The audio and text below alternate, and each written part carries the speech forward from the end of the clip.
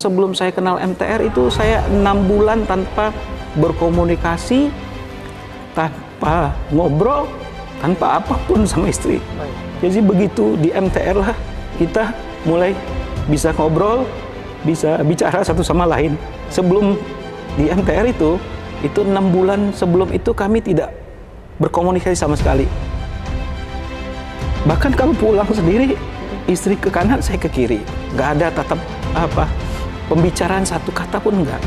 Mulai kayak kenal MTR itulah mulai kita bisa bicara, bisa saling memperbaiki diri. Bahkan sekarang dia ngaji kalau ada 7 hari full semuanya untuk ngaji hari ini.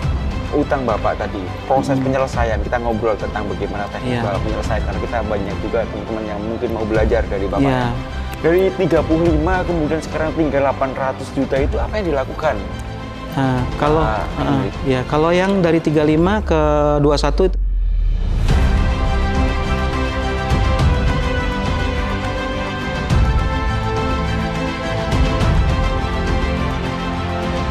Bismillahirrahmanirrahim. Assalamualaikum warahmatullahi wabarakatuh. Kita berjumpa lagi di podcast MMC, Utang Lunas Bisnis Berkelas. Alhamdulillah pada kesempatan yang luar biasa kita kedatangan tamu inspiratif luar biasa. Alhamdulillah utang beliau bermula dari 35 miliar, kemudian berangsur-angsur menjadi 21 miliar. Dan sekarang ketika bergabung dengan Masyarakat Tanpa Riba Miliarder Club, utang beliau tinggal 800 juta saja. Artinya sudah puluhan miliar selesai. Beliau adalah pengusaha hebat dari Depok.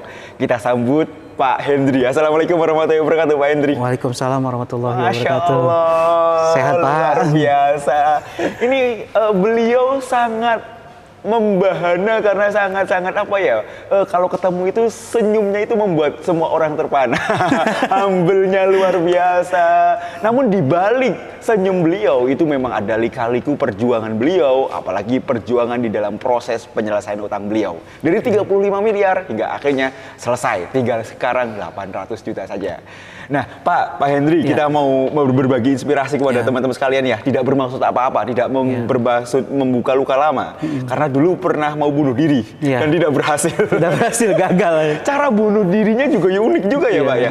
Ini tidak dalam rangka guyon, tapi memang agar kita tetap dalam kondisi apapun kita tetap harus bersemangat. Karena Allah memberikan segala cara agar bisa lunas utang, berapapun nominalnya. Pak, boleh diceritakan Pak, dulu pertama kali bergabung dengan Masyarakat Tanpa Riba, kemudian trust dengan Masyarakat Tanpa Riba, kemudian hijrah. Tahun berapa, bagaimana ceritanya? Dapat informasi dari mana? Silakan.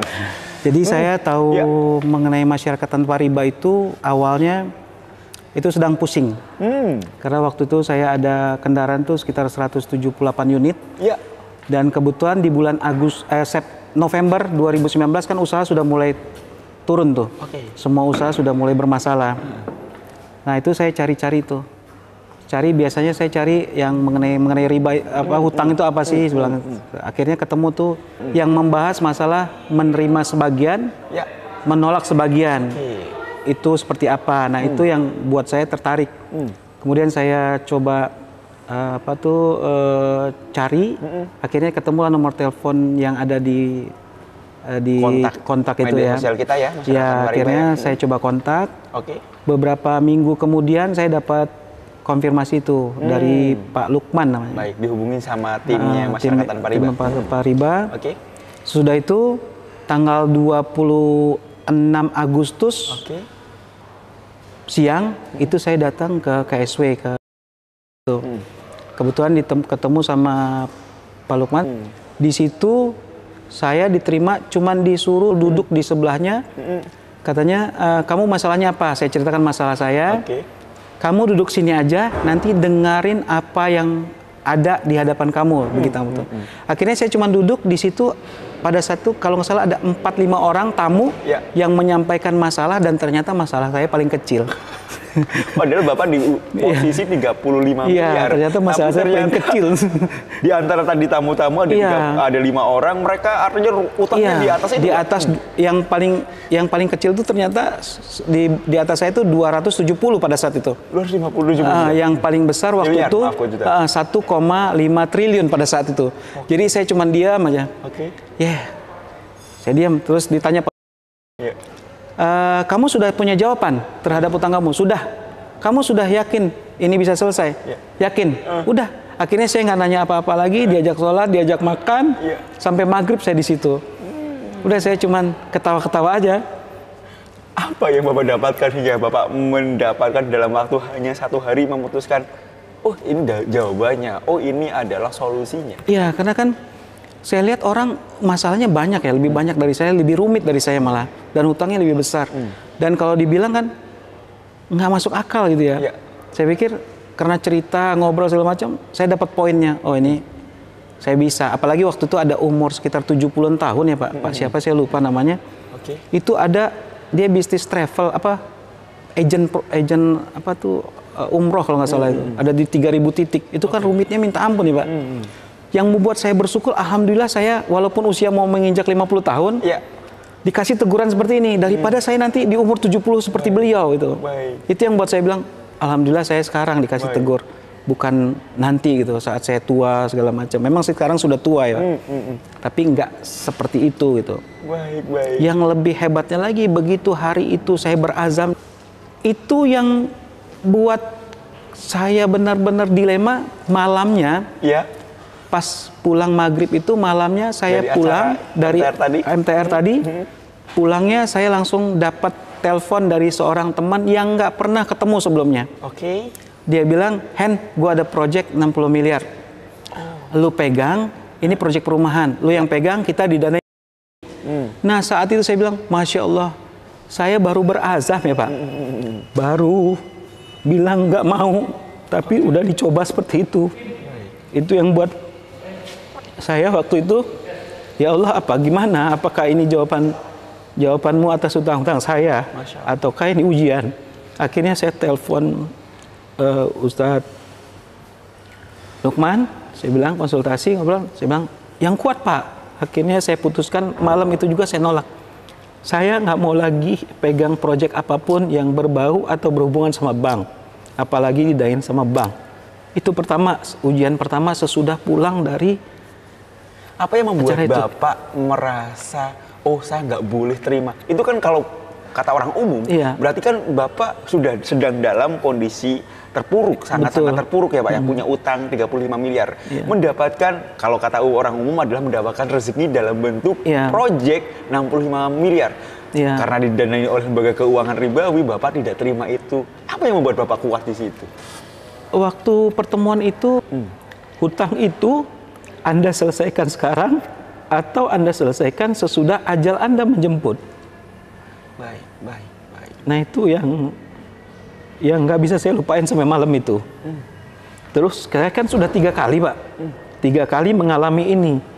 Jadi yang di ketiga inilah saya baru benar-benar sadar bahwa memang riba ini, uang-uang seperti ini itu ngancurin saya. Karena sebelumnya saya sebelum pakai uang-uang seperti ini, usaha saya lancar-lancar aja, nggak ada masalah, nggak pernah bermasalah. Bahkan saya pernah memiliki 8 rumah, 15 mobil, kita sudah pernah, dan itu nggak ada yang bermasalah. Tapi begitu mengembangkan usaha, karena kita juga pingin besar, kita cobalah untuk buka perusahaan rental, terus transportasi segala macam. Nah mulai dari situlah saya mulai berhubungan sama bank, sama leasing, dan mulai dari situlah riba yang benar-benar riba saya jalanin.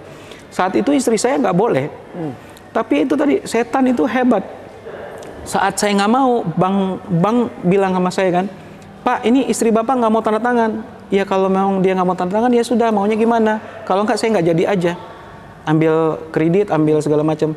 Tapi itulah setan punya cara lain ya untuk menjerumuskan manusia. Saat itu mereka bilang, Pak kami aja yang tanda tangan. Jadi semua kredit itu tidak ada yang tanda tangan istri saya, semuanya mereka sendiri. Artinya ada manipulasi di situ, Pak? Iya, ada manipulasi. Itulah saya dipermudah di situ dengan tanda kutip ya, di kata-kata dipermudah. Termasuk kredit di bank, termasuk di leasing, itu semua dipermudah sama marketingnya. Itu yang buat saya terjerumus. Padahal kalau mereka waktu itu pakai SOP yang ada, itu mungkin insya Allah saya nggak terjerumus ya. Jadi karena warnanya. Iya, karena istri saya nggak pernah mau tanda tangan bentuk apapun kredit pada saat itu. Tapi saya terjerumus itu tadi karena kemudahan yang diberikan mereka. Bahkan kadang-kadang di beberapa leasing seperti, mungkin saya nggak bisa sebutin leasingnya, itu saya nggak pernah tanda tangan. Intinya kalau akhir bulan saya butuh mobil, itu mereka kirim. Kan kita pengambilan mobil tuh sekitar 5-18 unit setiap bulan ya. Itu mereka langsung kirim, dari dealer langsung kirim, tanda tangan mereka sudah beresin. Kadang-kadang nggak ada yang saya sama istri tanda tangan. Nah itulah saya terjerumus di situ Pak. Sampai 178 unit tuh. 180 unit semuanya ya. menggunakan lembaga iya, ribawi. Semua lembaga ribawi. Pak, tadi disebutkan, Bapak menyebutkan sempat 3 kali ya? 3 kali artinya memang bolak-balik naik turun gitu, titik balik, sudah riba sadar, kemudian mau berhasil sadar lagi, atau bagaimana Pak 3 kali itu? Jadi saya 3 kali bermasalah itu karena pemahaman riba itu bukan seperti saat saya ketemu MTR ya. Dulu itu yang namanya berhubungan bank, karena guru ngaji saya juga bilang itu termasuk di perdagangan. Jadi bukan termasuk riba kalau bunga dari bank itu. Jadi dengan berapa dalil lah mereka sampaikan. Akhirnya saya menerima dalil itu. Jadi sebelum ketemu MTR itu saya nggak sadar kalau itu riba. Cuman yang saya sadarin setiap pakai uang bank, kenapa kok jatuh? Seperti itu Pak, 3 kali ngalamin itu gitu. Nah itu yang buat saya, oh ini gitu, yang masalahnya di sini. Jadi begitu ke MTR, oh saya pastikan, oh berarti kemarin itu karena riba inilah saya jatuh. Padahal pada saat itu semua usaha, semua itu settle, nggak ada yang bermasalah. Gitu. Tapi memang dari fakta di lapangan mengatakan bahwasanya ada ketidakbarokahan. Mungkin saya menyampaikan benar. Ada mungkin kelihatan seperti bos, kelihatan pengusaha hebat gitu ya. Tapi tadi ada kekosongan batin, ketakutan, kegelisahan gitu ya. Bapak alami juga yang demikian. Jadi waktu itu sebenarnya kita tidak kekurangan ya Pak. Tidak kekurangan, tapi begitu kita berhubungan dengan riba itu, bank itu, berapapun yang kita dapat, padahal lebih kecil dari pendapatan sebelumnya, tapi kurang aja terus. Kurang aja, apa aja yang kita pakai selalu kurang. Nggak pernah itu nyaman itu nggak, dan selalu ribut aja sama istri. Nggak pernah, kalau ada 7 hari mungkin 8 hari saya berantem itu sama istri. Dan nggak pernah ada kata-kata slip. Kalau saya yang slip kata, istri yang marah. Kalau istri yang slip kata, saya yang marah. Selalu seperti itu. Walaupun problemnya hanya sedikit, hanya kata-kata salah ngomong saja itu jadi problem betul. besar. Kadang-kadang nggak pantas dipersoalkan sebenarnya gitu, tapi itu bisa bermasalah. Bahkan sebelum saya kenal MTR itu saya 6 bulan tanpa berkomunikasi, tanpa ngobrol, tanpa apapun sama istri. Jadi begitu di MTR lah kita mulai bisa ngobrol, bisa bicara satu sama lain. Sebelum di MTR itu 6 bulan sebelum itu kami tidak berkomunikasi sama sekali. Bahkan kalau pulang sendiri, istri ke kanan, saya ke kiri. Nggak ada tatap pembicaraan satu kata pun nggak. Mulai kayak kenal MTR itulah, mulai kita bisa bicara, bisa saling memperbaiki diri. Bahkan sekarang, dia ngaji kalau ada 7 hari, full semuanya untuk ngaji hari ini. Saat ini. Dan dia bisa ngingetin saya. Dan saya juga karena seperti sudah belajar, jadi sudah bisa nerima gitu, mau menerima kata-kata istri. Kalau dulu enggak. Sama-sama keras Pak. Iya, saya sama istri benar-benar sama-sama keras. Hal apa yang Bapak ingat berkenaan dengan istri yang membuat Bapak mungkin merasa saya bersalah, sangat-sangat bersalah kepada istri? Ya waktu itu saya pernah bilang, kamu nggak usah ikut campur, ini urusan saya. Saya bukan anak kecil. Saya juga belajar, bukan belajar yang bukan kayak orang Indonesia belajar, saya bilang. Saya juga diajarin juga cukup baik, bilang gitu. Ilmu saya dan gelar saya juga sudah cukup baik, dan saya lulus bukan ecek-ecek, saya bilang begitu. Udah kamu duduk aja, saya bisa beresin kok. Semua yang saya dapat juga dulu dari saya kok. Nah itu Pak, itu kekufuran saya itu waktu itu. Kesombongan saya yang paling besar yang saya ingat, yang buat saya sampai sekarang pun nggak bisa maafin diri saya gitu. Bagaimana kondisi anak-anak Pak ketika Bapak mungkin, mohon maaf, tidak harmonis dengan... Ya itu yang anak-anak akhirnya mengerti ya, dia nggak mungkin nggak mengerti ya. Akhirnya anak-anak juga ya down juga ya Bang, ngelihat ibu sama bapaknya seperti itu. Ya walaupun mereka nggak terungkap gitu, kadang-kadang ngobrol sama ibunya segala macam ya itu. sejak di MTR saya sadar bahwa itu semua salah saya. Baik. Dan mungkin harta yang saya dapat itulah yang buat mereka seperti itu. Dan sekarang pun kalau ada apa-apa selalu kita ngelihat, oh ini mungkin karena dosa saya dulu. Seperti itu, Pak. Baik. Namun sekarang sudah ada kesadaran ya Pak ya. Yang Iya. insya Allah egoisme yang dulu-dulu itu sudah mulai runtuh dan mulai lagi Iya, menyayangi benar. istri, menyayangi putra-putri, Iya. gitu ya Pak ya. Nah, hal-hal yang tadi ada problem keluarga juga tadi saya dapat informasi bahwasanya Bapak beberapa kali mencoba untuk bunuh diri Iya. karena tekanan beban mental yang luar biasa. Boleh diceritakan Betul. ya, apa yang Bapak lakukan? Jadi waktu pertama saya pernah dulu mulai bangkrut pertama itu saat saya mau recovery, mau mulai lagi, saya tabrakan. Tabrakan. Tahun berapa itu Pak? Itu mulai 2004, mau ke 2005 ya. 2004, 2005. 2005 saya tabrakan tuh. Saya masuk jadi nabrak truk Hino yang dari belakang itu. Jadi saya masuk ke dalam. Bapak nabrak berarti? Ya, nabrak mobil yang istirahat, saya tabrak tuh dari belakang yang di rest area itu. Oke. Masuk, nabrak. Ini saya lepas nih Pak. Tulang-tulang sama dada ini lepas ini, daging ini. Alhamdulillah Allah kasih selamat, saya masih dipegang safety belt. Jadi bak truk itu sudah di muka ini, dashboard udah jatuh di sini. Jadi kalau Allah waktu itu nggak ingetin saya pakai safety belt, mungkin leher saya ini udah terputus ini, masuk situ. Badan mobil, Iya, kena badan truk jepit tadi. truk itu. Akhirnya ditolong sama warga, saya dikeluarin dari belakang, bawa ke rumah sakit. Baik. Itu saat itu saya sudah susah bernapas itu, nggak bisa bernapas. Akhirnya saya dirawat sekitar 8 bulan. Itu pun saya sudah nggak bisa bernapas dengan baik. Dan kalau bernapas itu, kalau saya ngirup napas panjang pasti saya muntah darah. Oh, wah, sampai Jadi karena memang sudah remuk ya? Iya, jadi berapa bulan itu buang air pun udah darah semua itu, Pak. Udah darah semua itu waktu itu. Jadi sekitar 8 bulan lah recovery itu. Nah, sudah recovery, sebegitu sehat kan saya bingung mau ngapain. Nggak ada lagi apa-apa. Sudah nol. Usaha-usaha sudah Usaha juga semua nggak udah habis semua, nggak ada lagi. Sudah habis, hancur lah karena waktu itu saya ada punya perusahaan yang bergerak di bidang pertambangan, ada kewajiban yang harus dibayar, akhirnya semua aset diambil sama bank atau diserahkan sama bank waktu itu. Nah, udah seperti itu kan saya udah bingung karena itu kegagalan saya pertama dalam hidup kan, hancur seperti itu. Nah, waktu itu kepikiran, saya udah malu kan sama keluarga segala macam. Akhirnya saya di kereta itu memang cari ribut. Jadi ada beberapa orang kalau di kereta kan kadang ada yang melakukan pelecehan seksual itu, saya langsung pukul tuh. Saya ingat istri sama anak saya kalau ada yang seperti itu, saya pukul segala, berharap kalau saya pukul saya dikeroyok orang. Oke.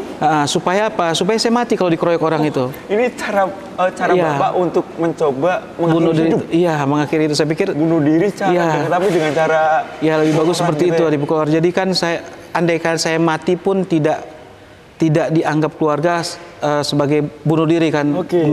membela seseorang, akhirnya saya dikeroyok. Tapi tujuannya Tujuannya adalah sebenarnya bunuh diri dan itu nggak pantas untuk ditiru. Oke. Waktu itu sampai mati pun mau diakalin kan waktu itu. Siap, Akhirnya Allah nggak ridho pada saat itu. Karena kalau mati pun dengan cara itu nggak akan mungkin ridho ya. Bapak melakukan mukulin orang juga di Iya, kereta berapa di kali? kereta. Berhasil kah atau bagaimana? Sudah terlalu sering Pak itu. Jadi saya juga dulu nggak pernah bayar di kereta itu. Jadi kalau ada begitu saya pukul, saya hajar. Berharap seperti itulah untuk dikeroyok. Akhirnya kadang-kadang saya tendang, begitu dibuka pintu itu saya tendang keluar orangnya. Tapi ya itu tadi rencana itu berjalan sampai 4 bulan. Sampai saya ke Bekasi, ke Kerawang itu naik kereta. Ya. Cuman cari masalah aja. Tapi ya mungkin Allah juga kasihan sama saya kali ya. Ini orang kalau dimatiin sekarang repot nih di neraka ntar gitu. Alhamdulillah saya nggak pernah, malah orang yang jadi takut itu pada saat itu. Artinya Bapak tidak berhasil dikeroyok? Iya, tidak berhasil sama. Tidak ada yang keroyok atau bagaimana? Tidak ada yang keroyok, nggak ada yang berani pada saat itu. Bahkan beberapa kali saya ditangkap polisi kan. Ya. Akhirnya karena sudah keseringan ditangkap, dibilang ini orang gila, udah lepas aja. Seperti itu akhirnya karena terlalu sering buat masalah waktu itu. Saya sering ditangkap tuh di Tebet dulu sama Brimob itu. Akhirnya dilepas. Ya udah, akhirnya karena nggak mati-mati udah mau 4 bulan. Baik. Akhirnya saya putusin, ini aja kereta ini. Jadi kan kalau di stasiun Depok ada celah begini ya Pak ya.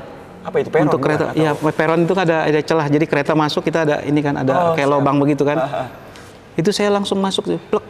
Ada kereta saya langsung loncat. Tujuannya agar nanti saya tertabrak. Oke.